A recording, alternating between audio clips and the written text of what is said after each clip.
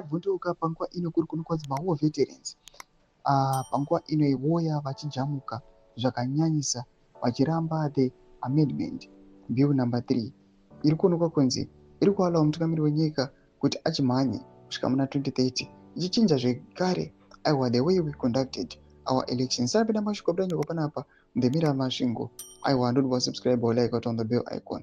Vanomuda vinyora vachiti signing constitutional amendment bill number 3 into law will be Mnangagwa's last straw in his stronghold on power. An influential war veteran and former provincial chairman for war veterans in Masvingo, Isaiah Mzenda, declared last week. He accused Mnangagwa of reversing everything that the liberation war stood for and warned that war veterans are not going to fold their hands at this development but will take decisive action at the right time.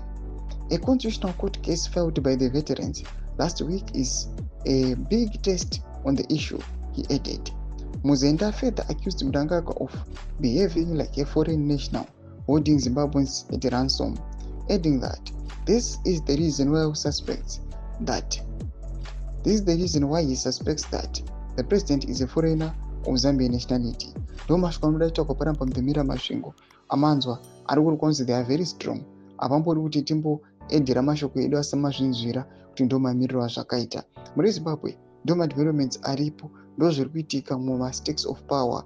War veterans they've refused, they've denied, vakati no, we are going to put a stop, and they said and they promised we are not going to fold our hands tichiona zvinhu zvakada zvichiitika.